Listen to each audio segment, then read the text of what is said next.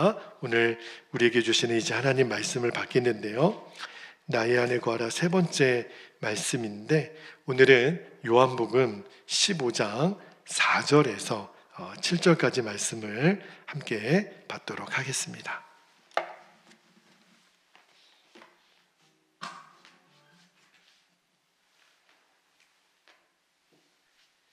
자, 4절에서 7절까지 말씀을 한 절씩 천천히 교독하여 읽겠습니다. 4절 제가 먼저 읽겠습니다. 내 안에 거하라. 나도 너희 안에 거하리라. 가지가 포도나무에 붙어있지 아니하면 스스로 열매를 맺을 수 없음같이 너희도 내 안에 있지 아니하면 그러하리라. 나는 포도나무요 너희는 가지라. 그가 내 안에 내가 그 안에 거하면 사람이 열매를 많이 맺나니 나를 떠나서는 너희가 아무것도 할 수 없음이라. 6절 사람이 내 안에 거하지 아니하면 가지처럼 밖에 버려져 마르나니 사람들이 그것을 모아다가 불에 던져 사르느니라. 너희가 내 안에 거하고 내 말이 너희 안에 거하면 무엇이든지 원하는 대로 구하라. 그리하면 이루리라. 아멘. 하나님 말씀입니다. 이 4절의 중간에 보면 가지가 포도나무에 붙어 있지 아니하면 그런 표현이 있어요. 오늘 설교 제목으로 삼았고, 나의 안에 거하라 시리즈 말씀 중에 오늘이 제일 중요한 말씀이 될 것 같습니다. 이 요한복음 15장 5절 말씀은 기독교 역사상 너무너무 많은 믿음의 선배들이 이 말씀 때문에 살아났고, 이 말씀으로 인하여 정말 생명을 얻었고, 이 말씀 하나 붙들고 멋지게 하나님의 사역을 감당했던 정말 가장 많은 믿음의 선배들의 약속의 말씀으로 받은 말씀 중에 하나인데, 우리가 오늘 이 요한복음 15장 4절에서 7절 말씀을 꼭 붙들게 되기를 바랍니다. 여러분, 최근에 인간관계 어려움을 겪고 있는 분들이 있으시죠. 어떤 때는요, 내가 낳은 자식도요, 어떤 때는 소통이 잘 안 될 때가 있어요. 여러분의 가정은 어떠세요? 정말 부모 자녀가 대화가 안 될 때가 있어요. 도무지 마음을 서로 알아주지 못하고 평행선을 걷는 그런 아마 아픔들을 여러분도 겪어보셨을 거예요. 부모 마음은 그게 아닌데 자녀들은 또 그 마음을 이해를 못하고, 또 자녀 입장에서 들어보면 자기는 또 그게 아니었는데 또 부모님들이 내 마음을 못 알아준다고 그래요. 뭐 부모 자녀뿐만이 아니라 부부관계도 그렇고 형제들도 그렇고 이웃들 또 교우들 관계 어려움을 겪고 있는 분들이 참 많은데, 이런 관계 문제가 없다고 말할 수 있는 사람이 없을 만큼 이 관계 문제는 정말 우리에게는 난제죠. 근데 이 중에 제일 어려운 난제가 뭐냐면 사람이 잘 안 변한다는 거예요. 근데 그 사람만 안 변하나 실은요, 나도 안 변하고 있어요. 이게 진짜 어려워요. 사람이 주 안에서 다 변화된다고 믿지만 참 사람이 좀처럼 바뀌지 않은, 사실은 나도 만만치 않아요. 그렇죠? 그래서 우리들의 고민, 어떻게 하면 내 삶이 변화될 수 있을까? 근데 우리가 마음은 원이로되 육신이 약하여 못한다고. 목사님, 저도 좀 변하고 싶어요. 더 성숙하고 싶어요. 그런데 안 되는데 어떡해요? 그래서 어떤 성도들은 이렇게 고백을 해요. 내가 예수님 믿어도 안 되네.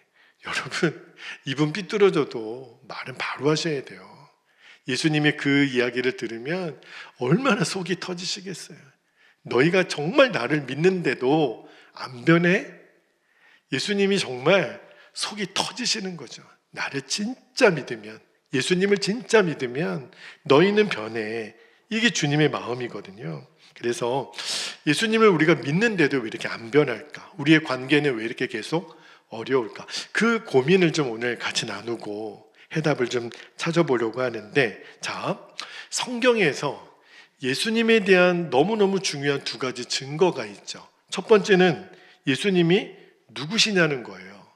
여러분, 예수님이 누구시냐는 질문에 성경에서 가장 정확하게 대답을 잘했던 예수님의 제자가 있습니다. 누가 있냐면 베드로가 마태복음 16장 16절에 너는 나를 누구라 하느냐 그랬을 때 같이 한번 읽어볼까요? 16절 시작. 시몬 베드로가 대답하여 이르되 주는 그리스도시요 살아계신 하나님의 아들이시니이다. 이렇게 고백했어요. 여러분, 예수님이 누구시냐고 누가 물어보면 이걸 말씀해 주시면 돼요. 예수님은 하나님의 아들이십니다. 그리고 그리스도이십니다. 이 말은 예수님의 신성과 또 우리의 구원자가 되심을 고백하는 거예요. 자, 여러분, 이 진리는 우리에게 너무너무 분명하죠. 자, 근데 또 하나 예수님에 관하여 너무너무 중요한 진리가 하나 있습니다. 그게 뭐냐면 예수님이 누구시냐는 거는 우리가 정확하게 이제는 기준을 갖고 있는데 예수님은 어디에 계시냐는 거예요. 예수님은. 여러분, 예수님 어디에 계세요? 우리 안에 계시죠. 내 안에 계세요. 그게 성경의 진리예요. 자, 고린도후서 13장 5절 말씀을 이 말씀도 같이 읽어볼게요. 같이 읽겠습니다. 시작. 너희는 믿음 안에 있는가? 너희 자신을 시험하고 너희 자신을 확증하라. 예수 그리스도께서 너희 안에 계신 줄을 너희가 스스로 알지 못하느냐? 그렇지 않으면 너희는 버림받은 자니라. 자, 예수님이 누구신가에 대해서는 너무너무 여러분 분명해요. 하나님의 아들이시고 그리스도이십니다. 근데 예수님이 어디 계시냐라고 물으면 우리는 주일학교 때부터 배우기는 예수님 내 안에 계시다라고 배워서 말은 예수님 내 안에 계시다 그렇게 고백을 해요. 그런데 근데 이렇게 어처구니가 없는 것은 예수님이 내 안에 계신데 한 번 더 질문을 다시 이렇게 해보면 진짜 계세요? 진짜 계신 것을 아세요? 이렇게 물어보면 머리를 극적극적거리면서 아니 그렇다고요. 예수님 내 안에 계시다고 말씀하시니까 그렇게 알고 있죠. 여러분, 그렇게 알고 있는 것과 내가 그거를 믿고 누리는 거는 너무너무 다른 거예요. 여러분, 우리는요 하나님이 전지전능하시다고 믿어요. 여러분 믿으시죠? 하나님은 정말 Almighty God 아니에요. 너무너무 전능하신 하나님. 근데 내 안에 계신 예수님은 전능하신 하나님하고 비교해보면 너무 능력이 없으셔. 왜 그렇죠? 예수님이 내 안에 계시는데도 우리는 조금만 어려운 문제가 나면 한숨부터 쉬어요. 낙심해요. 그리고 두려워해요. 그리고 담대하지 못해요. 그거는 우리가 내 안에 예수님이 계시다라는 거를 안 믿을 뿐더러 또 내 안에 계신 예수님이 하나님하고 비교하면 능력이 없다라고 우리가 반증하는 거잖아요. 아니, 전능하신 예수님이 내 안에 계시는데 한숨 쉴 게 뭐가 있고 두려워할 게 뭐가 있고 은밀한 죄에 빠질 게 뭐가 있어요. 안 믿으니까 두렵고 안 믿으니까 한숨 나오고 안 믿으니까 낙심하는 거잖아요. 계셔도 너무 예수님은 하나님에 비하면 능력이 없다고 생각하니까. 근데 여러분, 하나님과 예수님은 동일하신 분이시잖아요. 그러면 말이 안 되는 거예요. 우리는 예수님이 내 안에 계시다라는 이 진리를 계셨으면 좋겠다 정도로밖에는 너무너무 많은 그리스도인들이 그렇게 여기고 있어요. 머리로 아는 것은 아직은 진짜 믿음이 아닙니다. 여러분, 예수님이 정말 내가 너희 안에 거하는 것을 정확하게 알게 해주시도록 예수님이 너무너무 이 자연에서 우리가 늘 볼 수 있는 포도나무 비유를 하셨어요. 자, 내가 너희 안에 거하고 있다라는 거를 너희들 이 비유를 통해서 꼭 기억해. 그래가지고 말씀하신 게 요한복음 15장 5절 말씀인데요. 자, 이 말씀도 같이 한번 읽어볼게요. 같이 읽겠습니다. 시작. 나는 포도나무요 너희는 가지라. 그가 내 안에 내가 그 안에 거하면 사람이 열매를 많이 맺나니 나를 떠나서는 너희가 아무것도 할 수 없음이라. 여러분, 우리가 주님 안에 거하고 주님이 우리 안에 거하신다는 이 말씀을 여러분 정말 믿게 되기를 축복합니다. 그리고 이 말씀을 체험해야 돼요. 여러분 정말 예수님이 포도나무고 나는 가지임을 믿습니까? 그렇다면 우리는 매 순간 주님께 집중해야 돼요. 그러면 성경에 주님은 포도나무고 나는 가지인 것을 생생하게 보여준 증인이 있나? 증인이 있습니다. 대표적인 사람이 사도 바울이에요. 자, 사도 바울이 로마서 15장 17절에서 19절까지 이렇게 고백합니다. 말씀을 한번 좀 볼게요. 로마서 15장 17절부터 읽어보면 17절에 그러므로 내가 그리스도 예수 안에서 하나님의 일에 대하여 자랑하는 것이 있거니와 18절에 그리스도께서 이방인들을 순종하게 하기 위하여 나를 통하여 역사하신 것 외에는 내가 감히 말하지 아니하노라. 그 일은 말과 행위로 표적과 기사의 능력으로 성령의 능력으로 이루어졌으며 그리하여 내가 예루살렘으로부터 두루 행하여 일루리공까지 그리스도의 복음을 편만하게 전하였노라. 여러분 이 바울의 고백을 잘 들어보면 바울은요 요한복음 15장 5절 예수님은 포도나무고 나는 가지 이 말씀이 그대로 이루어진 사람이에요. 뭘 보면 알 수 있냐면 완전히 예수님과 연합되어 있어요. 정말 찰떡같이 붙어 있어요. 자석하고 이런 못 같은 것이 완전히 붙어서 떨어지지 않는 것처럼 그 증인이에요, 바울이.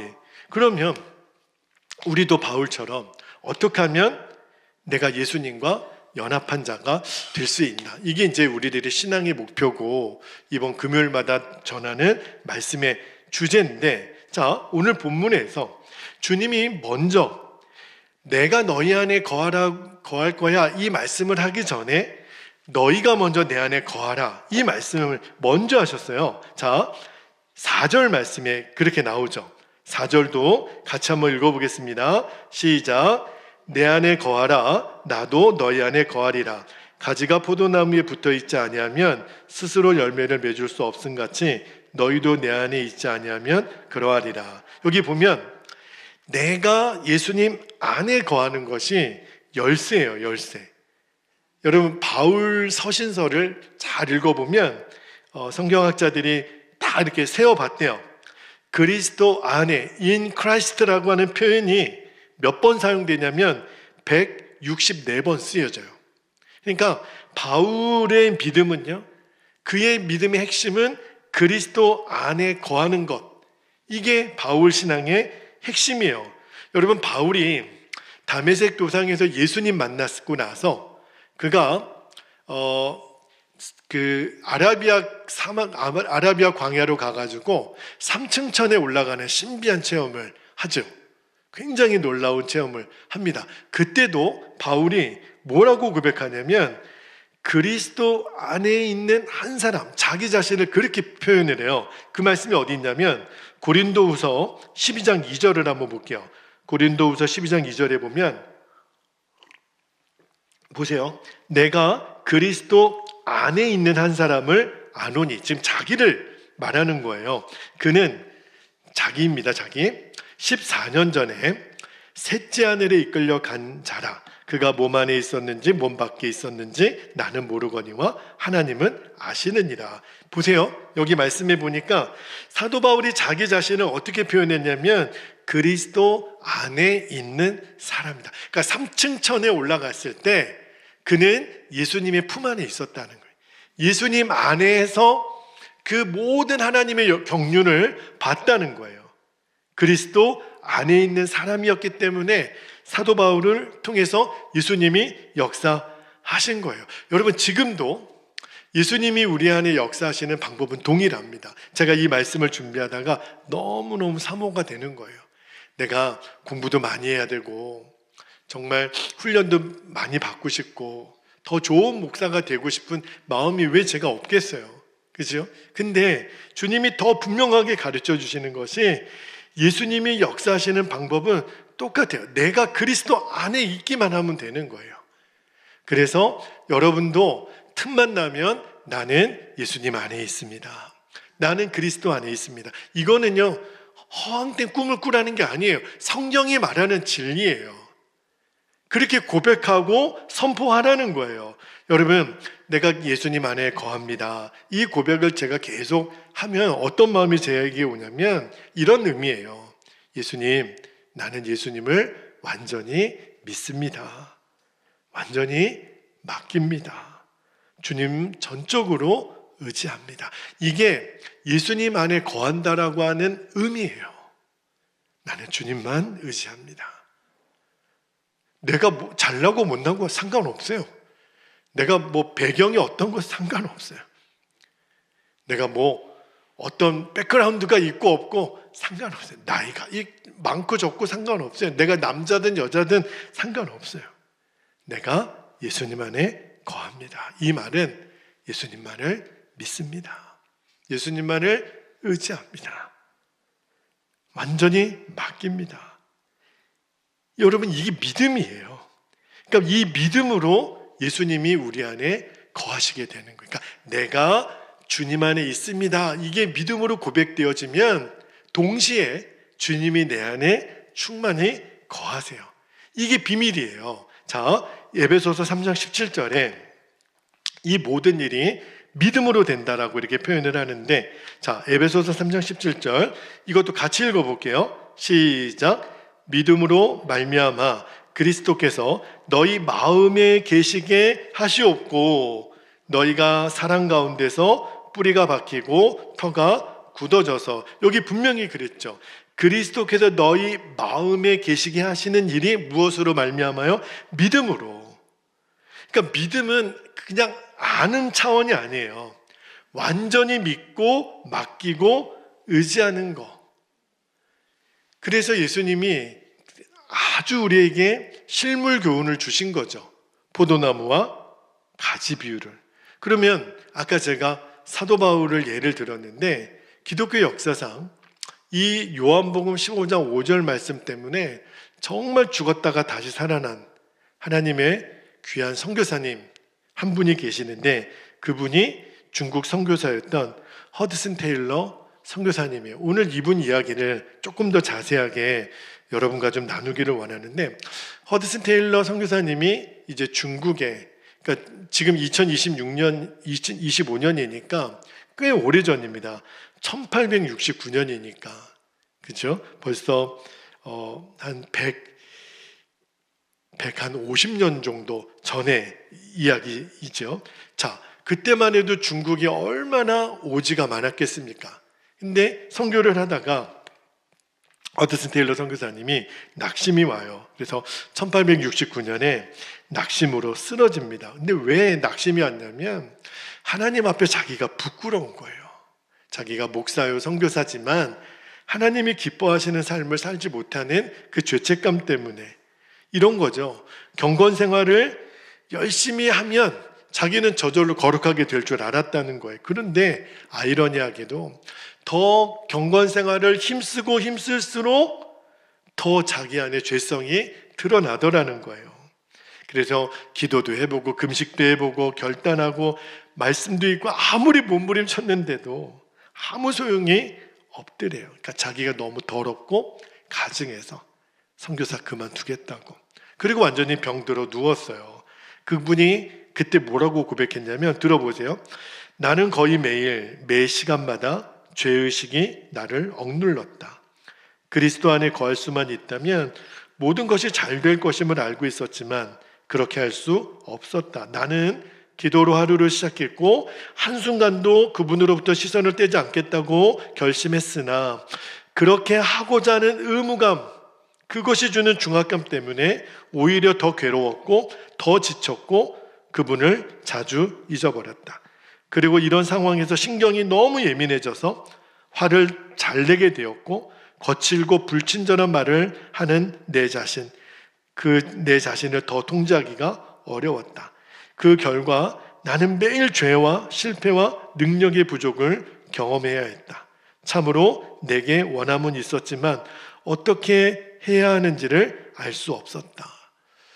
여러분, 선교사로 간 분이면 얼마나 영성이 뛰어나겠어요.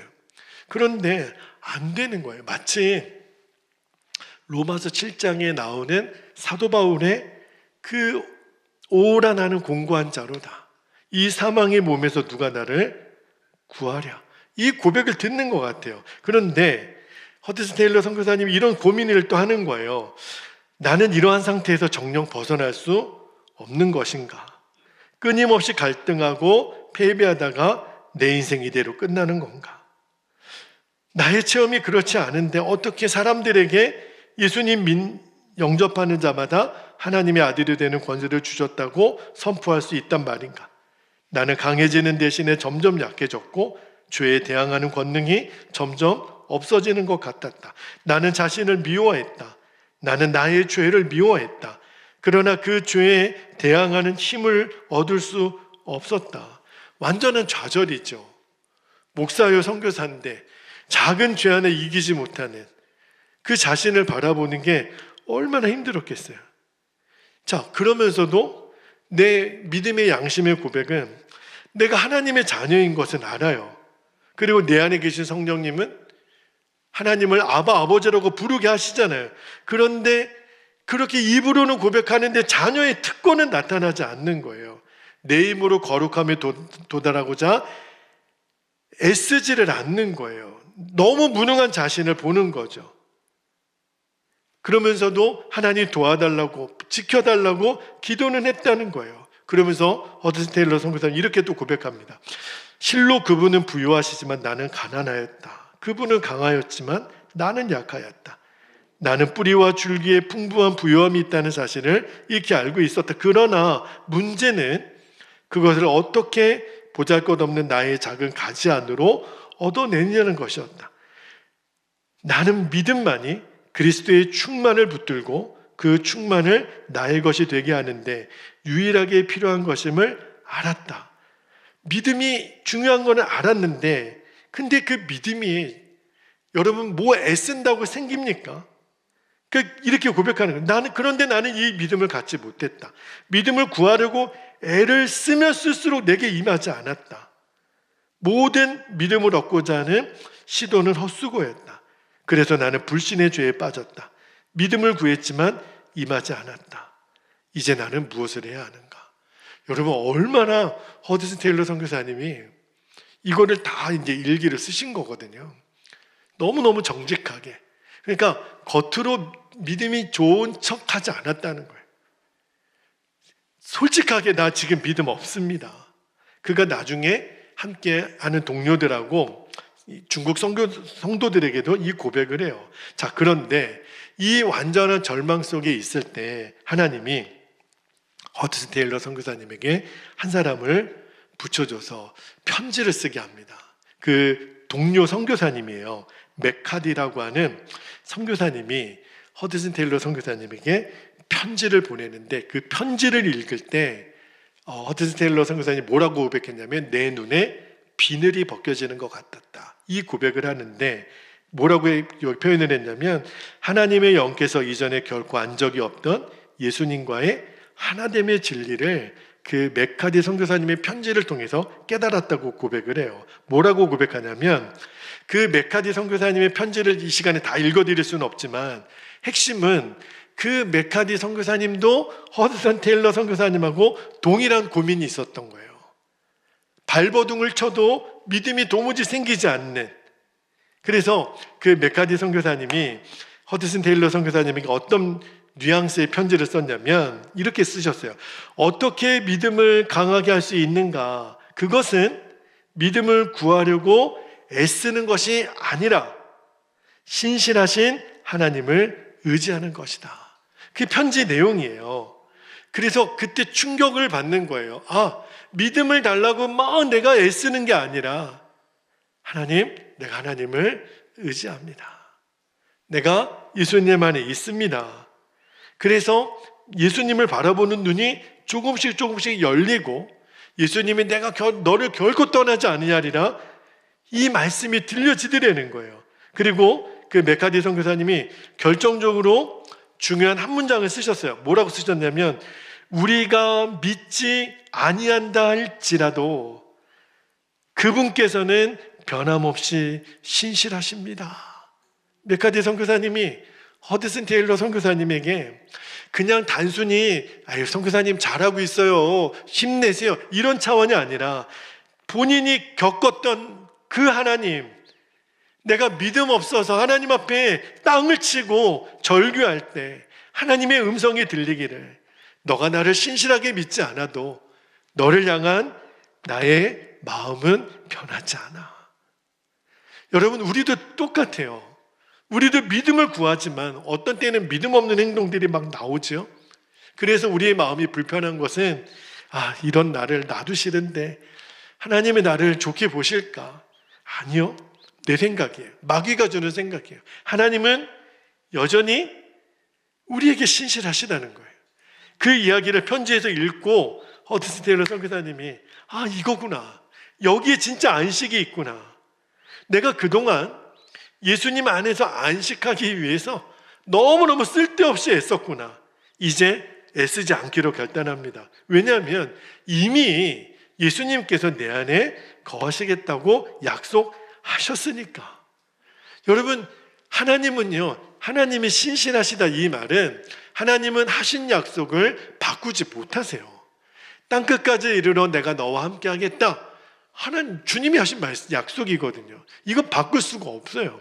우리가 믿음 없어서 원망하고 두려워하고 낙심하고 싸우고 불평하고 이 순간에도 주님은 우리를 떠나지 아니하시겠다라고 하는 그 약속이 허드슨 테일러 선교사님 마음에 붙들어지는 거예요. 그러면서 또 뭐라고 고백하냐면, 그러나 이것은 그분께서 보여주신 전부가 아니었다. 그것은 반도 되지 않았다.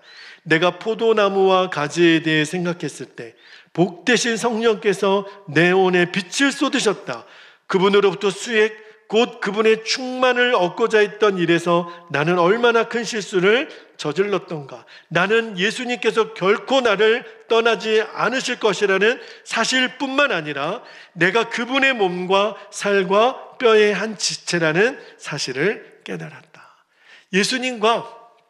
예수님이 나와 함께 계시다라는 것은 내가 예수님과 완전히 연합된 자라는 것을 그동안은 머리로만 알고 있었다는 거예요. 그런데 이제는 그 사실이 너무 깨달아지니까 허드슨 테일러 선교사님이 뭐라고 고백하냐면 이렇게 고백하세요.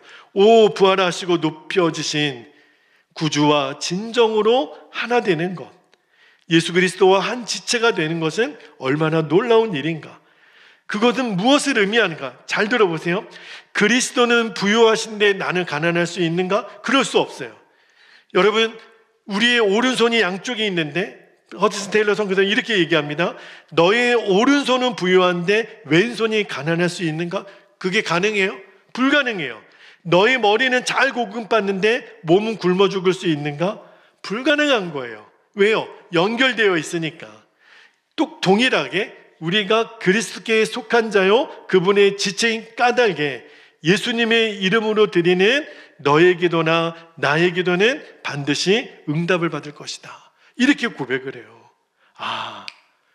예수님과 내가 하나 된 게 이런 의미구나. 이거를요, 이제 허드슨 테일러가 깨닫고 난 다음에 동생에게, 그 아멜리아라고 하는 동생에게 편지를 씁니다.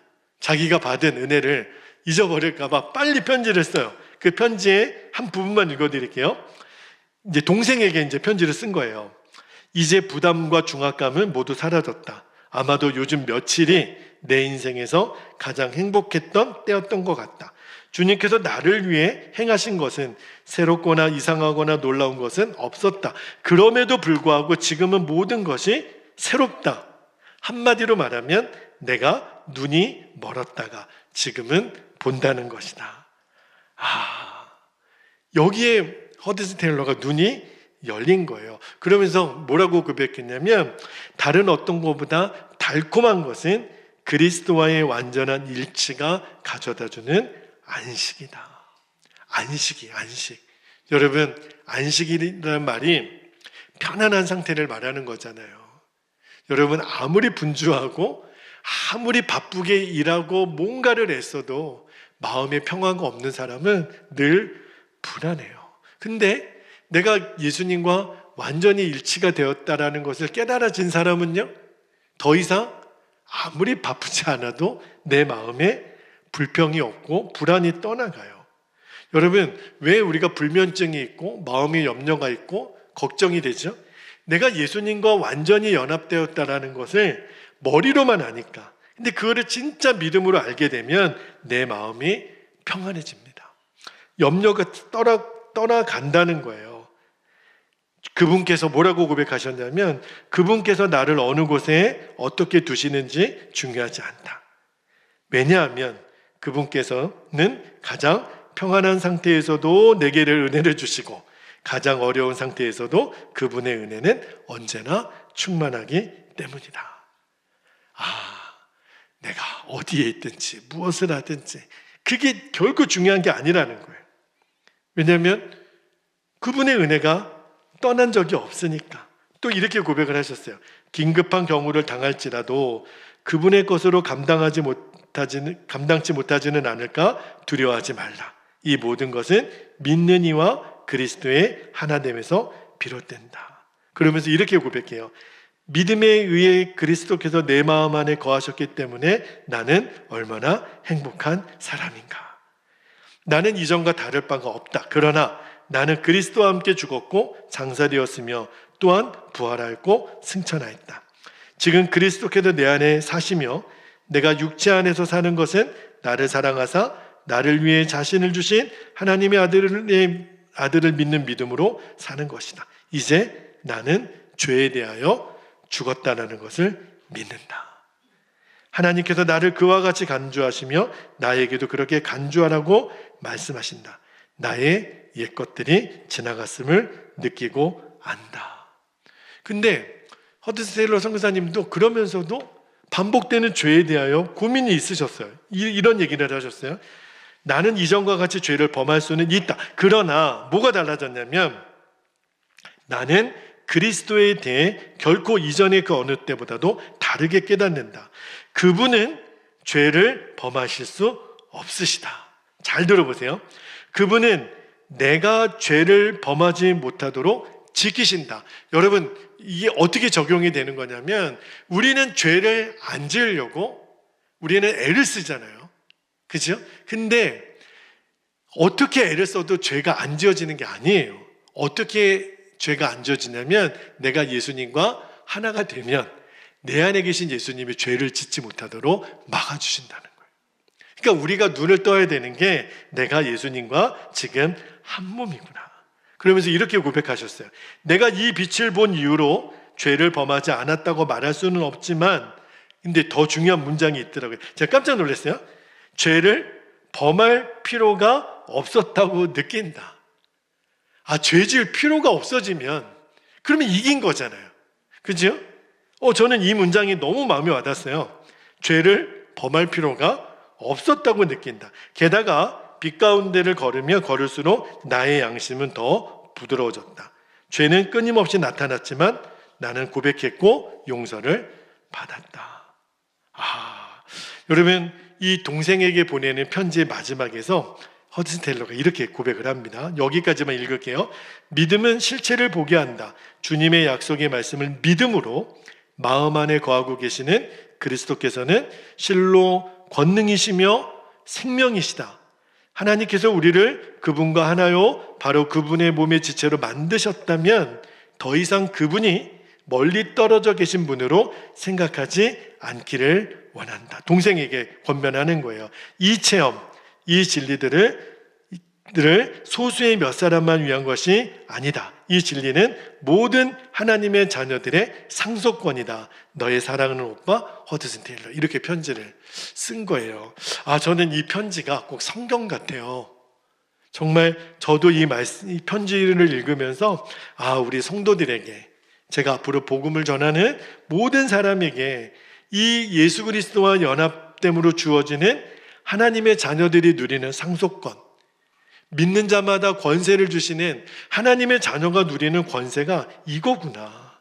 여러분, 제가 허드슨 테일러 선교사님의 고백을 들으면서 깨닫게 된 게 뭐냐면 정말 이분은요, 예수님이 포도나무고 나는 가지라는 말씀을 이미 알고 있었던 거예요. 사실은 몰랐던 게 아니라. 근데 그렇게 갈망했지만 왜 체험이 안 됐을까요? 지금 우리들도 똑같잖아요. 우리도 정말 주님과 연합되고 싶죠. 예수님 포도나무고 내가 가진 거. 근데 예수님 안에 거하려고 노력은 하는데 우리들의 문제가 뭐냐면 실은 안 믿는 거예요. 믿음이 문제예요. 믿음이. 그러니까 좌절하고 두려워하고 낙심하는 거죠. 허드슨 테일러 선교사님도 그러셨어요. 본인이 예수님 안에 거하려고 애를 썼대요. 애를 주님과 하나 되지 못하면 너무너무 자기가 가증스럽고 그러다가 쓰러졌는데 그 동료 선교사님의 편지를 통해서 어떤 말씀을 받은 거죠? 믿기만 하라. 하나님이 너를 떠나지 않을 거야. 이 약속의 말씀을 믿기만 하라. 근데 여러분, 이 믿음이라는 게 너무너무 신비해요. 믿음은 돈으로 살 수가 없는 거잖아요. 그죠? 믿어져야 하는 거예요. 정말 믿는 것이 쉽기도 하지만 가장 어려운 거잖아요. 그런데 오늘 내가 어떤 감이 이렇게 좀 잡히냐면 우리가 믿는다라고 말하는 거, 이게 뭐냐면 저와 여러분이 무너질 때, 실패했을 때, 이때가 중요합니다. 오늘도 여러분 혹시 아무도 모르는, 나와 주님밖에 모르는 나의 좌절, 실패가 있었다면 그거를 가지고 오늘 이 밤에 주님, 제가 완전히 주님께 맡깁니다. 이 기도를 꼭 드려보시기를 축복합니다. 이 말은 내가 무너지고 실패한 그것에 대해서 더 이상 걱정하지 않겠습니다. 몸부림치지 않겠습니다. 이게 바로 주님 안에 거하는 거예요.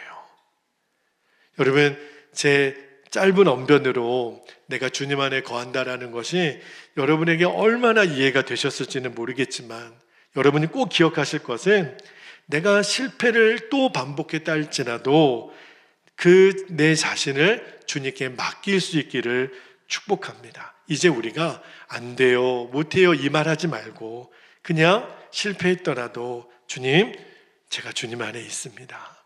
주님께 완전히 맡깁니다. 주님 바라보고 또 순종하겠습니다. 이러면 돼요. 여러분, 예수님을 믿으라 그래가지고 팔짱 끼고 가만히 앉아있으라 이 말이 아니에요. 너무너무 중요한 진리 하나, 내가 실패했더라도 좌절하지 않는 겁니다. 그래서 어떤 의미에서는 내가 뭔가를 잘 못하는 게 감사할 수 있어요. 내가 뛰어나지 못한 게, 그죠? 오히려 우리가 이렇게 고백할 수 있는 사람이 되었으면 좋겠어요. 내가 다른 사람보다 가진 재주가 없어서, 머리가 나빠서, 또는 실수가 많아서, 근데 그것이 하나님께 버림받는 이유가 아니라 하나님은 더 그런 나를 사랑하시는 이유가 되게 하시겠다는 거예요. 그러니까 모든 좌절을 버리는 겁니다. 할렐루야. 왜요? 주님이 저와 여러분을 하나된 자로 살게 하려고 부르셨기 때문에 그래요. 오늘도 우리의 고백은요, 나는 죽고 예수로 사는 이 십자가의 은혜를 의지합니다. 이렇게 고백하시면 돼요. 주님이 우리를 바로잡아 주실 거예요. 이거 주님이 나를 이기게 하실 것도 진짜 믿는 겁니다. 여러분, 이제 날이 많이 추워졌잖아요. 그래도 여러분, 우리가 이렇게 날씨가 쌀쌀해졌다고 당황하지 않죠? 그냥 뭐 여름 옷 집어넣고 이제 겨울옷 꺼내기만 하면 되잖아요. 우리 김장 못 담글까 봐 염려하지 않죠? 왜요? 또 시간이 지나면 이제 겨울이 오더라도 또 봄이 오고 여름이 오고 우리는 알아요. 우리가 힘들죠, 우리 인생이. 그러나 우리는 포기하지 않습니다. 이게 바로 예수님을 믿는 믿음의 사람들이 선택하는 모습이에요. 여러분, 돌진한 아이들이, 갓난 아기가 언제 걸어서 뛰는 줄 아십니까? 3,000번을 넘어져 봐야 아이들이 걷고 뛴대요. 굉장히 놀랍지 않습니까? 여러분, 우리는 처음부터 엄마 뱃속에서 나올 때부터 걸었나요? 3,000번을 넘어지고 그러다가 어느 순간에 걷게도 되고 뛰게도 되더라는 거예요. 우리가 또 실패해도 주님이 아이고 너 나가, 안 그러세요. 힘들었겠구나. 너는 내 안에 있기만 하면 돼. 내가 너 안에 있을 거니까. 그렇죠? 우리에게 필요한 거는요, 매일 주님 바라보고 주님과 동행을 결단하는 거예요. 처음에는 막연할 수도 있어요. 여전히 여러분이 이 설교를 한두 번 들은 게 아니지만 목사님은 맨날 동행하라, 24시간 주님 바라보라, 이렇게 말씀은 하는데 왜 나는 그게 실제가 안 될까? 여러분 걱정하지 마세요. 우리의 입으로 계속 진리를 고백하고 나아가면 어느 순간에 이제 주님 바라보는 것이 자연스러워지고 충만하게 됩니다. 계속 주님이 먼저 생각이 나는 거예요. 아, 맞다, 주님이 이렇게 하라고 하셨지. 그게 막 번뜩 생각이 나고 하나님이 막 지혜를 부어주시고, 할렐루야, 주님이 역사하세요. 아, 그때 악한 자가 우리를 만지지도 못하게 하심으로 우리가 죄에서 이기게 되는 거예요. 여러분, 오늘 기도할 때 내가 예수님과 진짜 하나됨을 믿고 감사하고 찬양하고 선포할 수 있기를 축복합니다. 이제 우리 함께 기도하겠습니다. 오늘 세 가지 기도 제목을 여러분과 좀 나누고 기도할게요. 첫 번째는 어떤 순간에도 주님은 포도나무요 나는 가지라, 이거를 담대하게 선포하는 거예요. 예수님 포도나무, 나는 가지. 두 번째, 실패한 자리에서도 결코 떠나지 않으시고 결코 버리지 않으시겠다고 하신 주님의 약속을 감사하고 노래하는 겁니다. 노래하는 거예요. 노래. 세상 끝날까지 나와 함께 하시겠다고 약속하신 주님을 찬양합니다. 마지막 세 번째입니다. 오늘 주님으로부터 부어지는 생명과 평안과 기쁨과 치유와 능력을 부어주옵소서. 오늘 이것이 저와 여러분에게 임하기를, 허드슨 테일러 선교사님을 다시 살게 하신 하나님이 저와 여러분에게도 그렇게 역사해 주시기를, 이 시간 우리 주님의 이름을 간절히 부르고 통성으로 기도하겠습니다. 주여